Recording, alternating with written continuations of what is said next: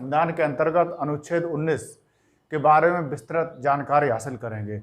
अनुच्छेद 19 के तहत जो स्वतंत्रताएं दी गई हैं, साथ ही साथ अभिव्यक्ति की स्वतंत्रता और अन्य स्वतंत्रताएं या आज़ादी दी गई है, उसके बारे में बात करेंगे। अनुच्छेद 19 के अंतर्गत 6 स्वतंत्रताओं का उल्लेख मिलता है, जबकि भारत के मूल संविधान में 7 स्वतंत्रताओं का उल्लेख अनुच्छेद 19 के तहत था। इसमें जो संपत्ति का अधिकार का मूल अधिकार था, वो 44वें संविधान संशोधन अधिनियम 1978 में निरसित कर दिया गया और इसे एक कानूनी अधिकार या विधिक अधिकार बना दिया गया। अनुच्छेद 19 के अंतर्गत 6 खंड हैं। ये खंड अनुच्छेद 19(1) से लेकर अनुच्छेद 19(1)(6) तक हैं। सबसे पहले अनुच्छेद 19(1) की बात करते हैं। अनुच्छेद 19 के अंतर्गत जो मूल अधिकारों की जो विस्तृत व्याख्या की गई है वो इस प्रकार है। इसके अंतर्गत सबसे पहले अनुच्छेद 19(1) का आता है। अनुच्छेद 19(1) का के अंतर्गत भाषण व अभिव्यक्ति की स्वतंत्रता की बात कही गई है भारत के संविधान में।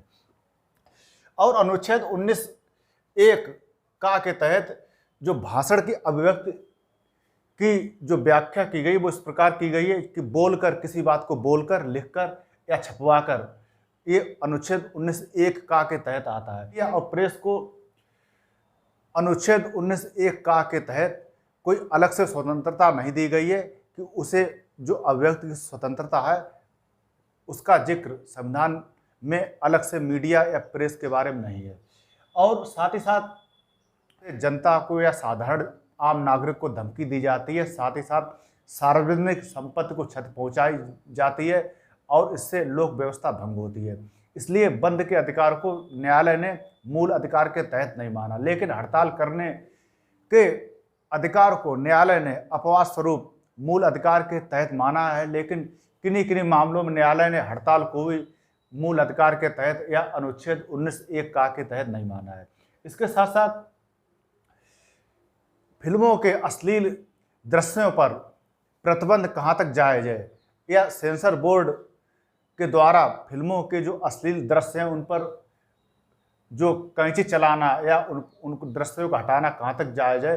इस मामले में एक मामला बैंडिट क्वीन फिल्म के मामले में आया था। इसमें बैंडिट क्वीन फिल्म के जो अश्लील दृश्य थे उनके आधार पर पूरी फिल्म को बैन करने की बात कही गई थी, लेकिन सुप्रीम कोर्ट ने अपने इस निर्णय में बताया कि कहानी की मांग के अनुसार अगर दृश्य किसी फिल्म में अश्लील है तो वे उस फिल्म में बनाए रखे जा सकते हैं और किसी एक अश्लील दृश्य के आधार पर पूरी फिल्म को बैन करना उचित या तर्कसंगत नहीं है। इसके बाद जानने का अधिकार या सूचना का अधिकार अनुच्छेद 19(1) का के तहत आता है। इसके साथ ही साथ सुप्रीम कोर्ट ने एक मामले में यह स्थापित किया कि मतदाता को प्रत्याशी की जो पृष्ठभूमि है, धन संपत्ति या आपराधिक प्रवृत्ति की पृष्ठभूमि है, उसको जानने का अधिकार भी अनुच्छेद 19(1) का के तहत आता है।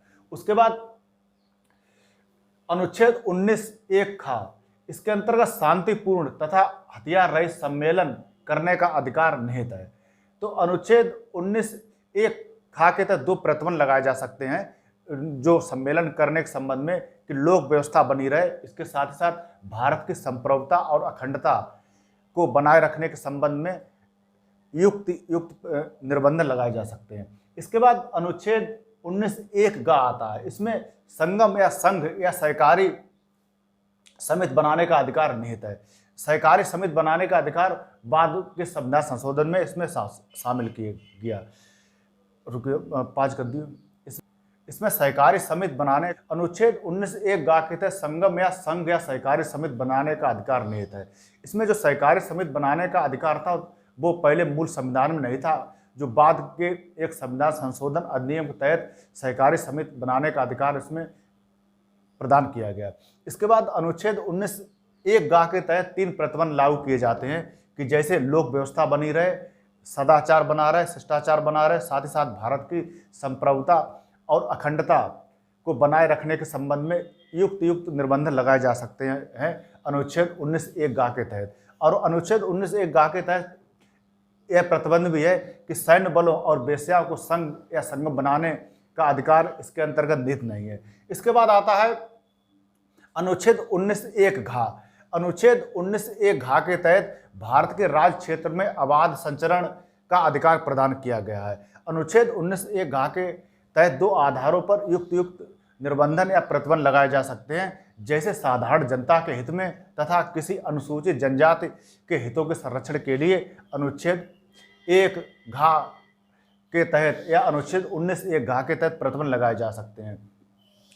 और साथ ही साथ जो वेश्याएं या वेश्याओं को भी इसके तहत कोई छूट नहीं मिली है कि वो भारत के किसी भी राज्य क्षेत्र में अबाध संचरण कर सके। इसके बाद अनुच्छेद 19 अड़ा की बात आती है। इसके अंतर्गत भारत के किसी भाग में निवास करने या बस जाने का अधिकार निहित है। तो अनुच्छेद 19 अड़ा के तहत दो कारणों के तहत जो प्रतिबंध लगाए जाते हैं वो इस प्रकार है। साधारण जनता के हित में और अनुसूचित जनजातियों के हित के संदर्भ में अनुच्छेद 19 घ के तहत 19 अड़ा के तहत ये अधिकार दिया गया है कि भारत के किसी भाग में निवास करने या बस जाने का अधिकार इस अनुच्छेद 19 अड़ा के तहत निहित है। अनुच्छेद 19 अड़ा के तहत ये स्वतंत्रता जो दी गई है वो दो कारणों से सीमित की जा सकती है। अनुच्छेद 19 छा के तहत भी कुछ प्रतिबंध लगाए गए हैं जो रीजनेबल हैं या युक्त हैं। वो इस प्रकार हैं, जैसे साधारण जनता के हित के संबंध में। इसके बाद किसी वृत्ति या व्यापार के लिए जो तकनीकी अर्हताएं या योग्यताएं हैं वो सरकार निर्धारित कर सकती है। इसके बाद जो नागरिक हैं, कोई भी नागरिक है, किसी व्यापार को पूर्णतः या अंशतः सरकार उस व्यापार को वर्जित कर सकती है। वो इसलिए वर्जित कर सकती है या उस पर प्रतिबंध लगा सकती है जिससे क्या नाम कि उस व्यापार या कारोबार पर उस नागरिक या नागरिकों का एकाधिकार या मोनोपोली स्थापित ना हो सके। तो ये तो हुआ अनुच्छेद 19 की पूर्ण व्याख्या।